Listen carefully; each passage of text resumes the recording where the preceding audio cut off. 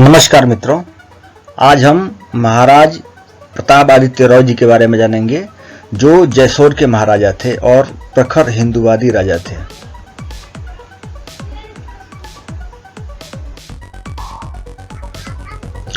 इनका जन्म 1561 ईस्वी में हुआ था और जन्म स्थान गौर है, पश्चिम बंगाल। मृत्यु 1611 ईस्वी में हुई थी, वाराणसी में। इनकी पत्नी का नाम शरद कुमारी और जो इनके पुत्र थे, पुत्र पुत्री उदयादित्य, संग्रामादित्य और बिंदुमती। इनके पिताजी का नाम श्रीहरि या विक्रमादित्य था।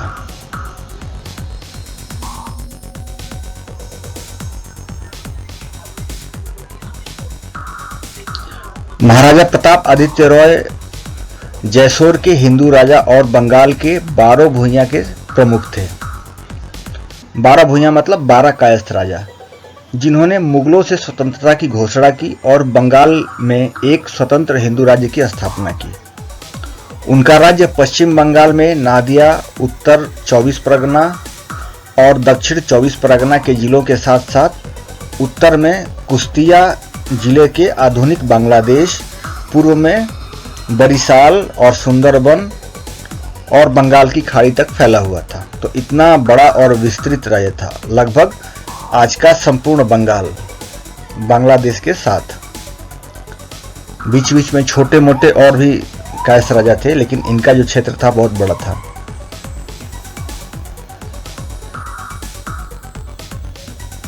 बंगाल में 12वीं शताब्दी के उत्तरार्ध में पठान साम्राज्य की शुरुआत मुस्लिम आक्रमण के साथ हो चुकी थी, लेकिन यह बहुत छोटे हिस्से में थे।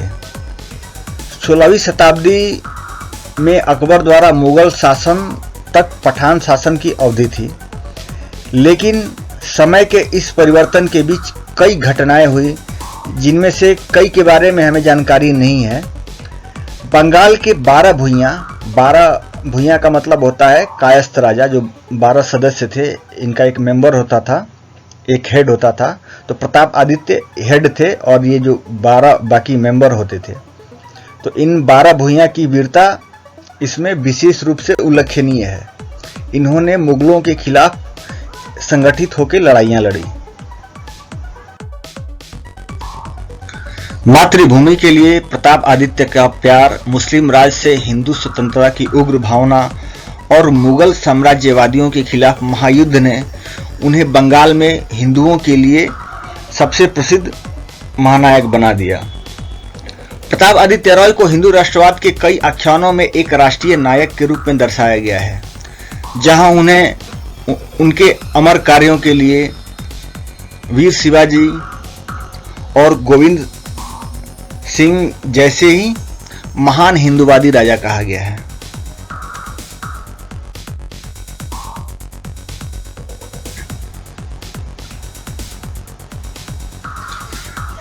में प्रताप आदित्य का जन्म श्रीहरि से हुआ। श्रीहरि ने अपने राज्य का विभाजन किया। 5/8 प्रताप आदित्य और 3/8 अपने भाई बसंता रे को दिया। बहुत ही कम उम्र में जयसोर के क्राउन प्रिंस के रूप में महाराज प्रताप आदित्य रॉय ने अपनी पहचान बनाई। उन्होंने अपनी भूमि और अपने लोगों की रक्षा के लिए पुर्तगाली और माघ अरकान के पुर्तगाली समुद्री डाकुओं के खिलाफ कई नौसैनिक लड़ाइयां लड़ी। उन्होंने अपने पड़ोसी मुस्लिम राजाओं और जमींदारों से भी युद्ध किया और हराया, जो उनके राजवंश और राज्य के विरोधी थे।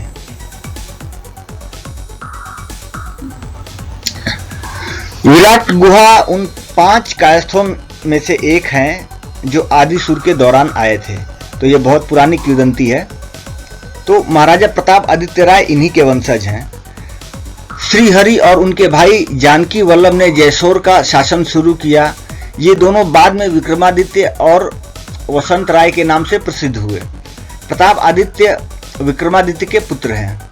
वैष्णव परिवार की परंपरा के अनुसार उनका पहला नाम गोपीनाथ था।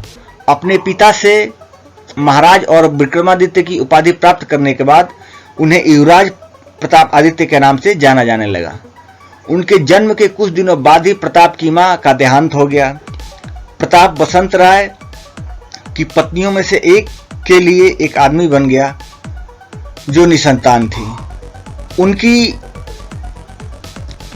खुलासत बसंता राय को बहुत पसंद थी और वे प्रताप की शिक्षाओं के प्रति विशेष रूप से चौकस थे। बसंत राय स्वयं एक बहादुर योद्धा थे और वे शस्त्रों के शिक्षण के साथ साथ प्रताप के धर्म ग्रंथों के प्रति काफी चौकस थे, ताकि प्रताप को धर्म ग्रंथों की भी शिक्षा दी जाए।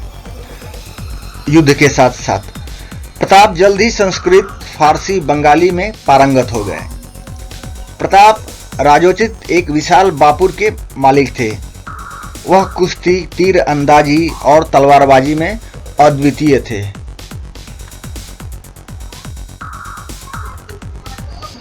महाराज प्रताप आदित्य रॉय के दो साथी थे, एक कायस्थ वंश के सूर्यकांत गुहा और दूसरे ब्राह्मण वंश के शंकर चक्रवर्ती।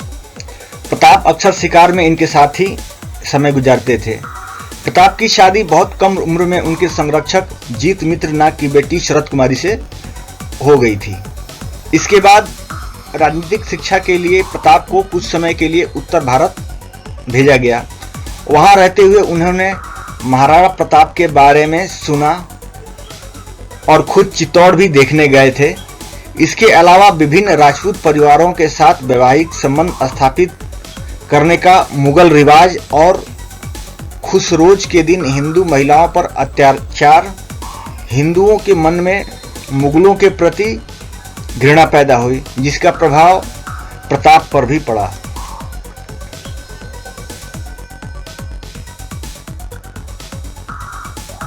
राजधानी से जैसोर लौटने के कुछ समय बाद महाराजा विक्रमादित्य का निधन हो गया और महाराज प्रताप आदित्य रॉय राजा बने।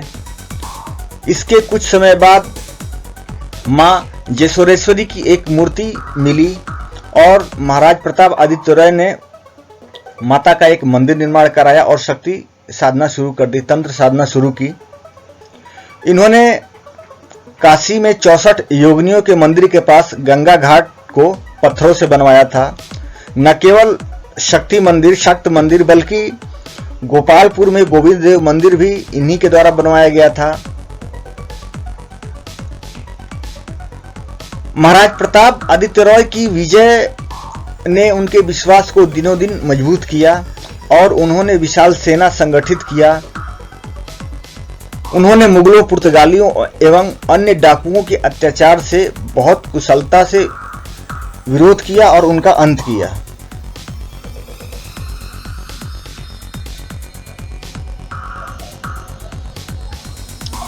राजधानी धूमघाट किले के अलावा उनके पास 13 अन्य प्रमुख किले थे। इसके अलावा उनके पास असंख्य किले थे, जिनमें 6 कलकत्ता के पास थे।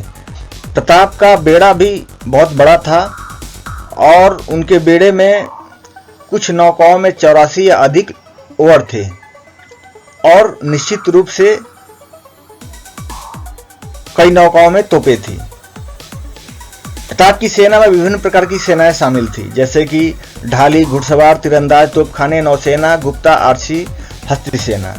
इन्होंने पश्चिम से राजपूतों को भी अपनी सेना में सैनिक के रूप में भर्ती किया था।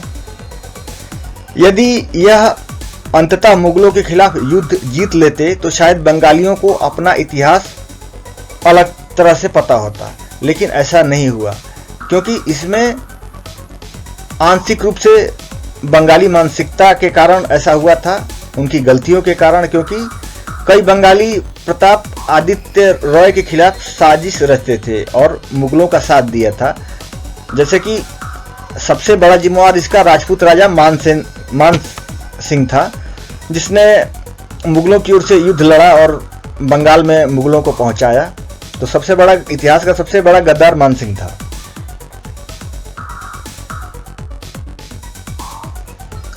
राजा मान सिंह मुगलों की ओर से बंगाल का प्रभारी था। उसने शेर खान को दक्कन को जीतने का काम सौंपा था और जो इनके मित्र थे शंकर चक्रवर्ती, प्रताप आदित्य राय के मित्र जो थे, वो गए वहां पे कि किस तरह से ये लोग हमला करते हैं भेद लेने के लिए, और शेर खान को पता चल गया। तो शेर खान के हाथ में आने से पहले चक्रवर्ती भाग निकले वहां से और इसके बाद युद्ध हुआ प्रताप आदित्य राय और मुगल सेना में, जिसमें प्रताप आदित्य राय जीत गए। लेकिन जैसा कि मुगलों का हिसाब किताब रहता था, मान सिंह ने फिर धोखे से, चालाकी से करके राजा प्रताप आदित्य रॉय को बंदी बनाया और उसके बाद इनकी मृत्यु हो गई थी। तो ये है इतिहास। तो कैसा लगा आप सबको ये वीडियो, ये इतिहास, कमेंट करके जरूर बताएं और इस वीडियो को अपने मित्रों में शेयर करें। नमस्कार।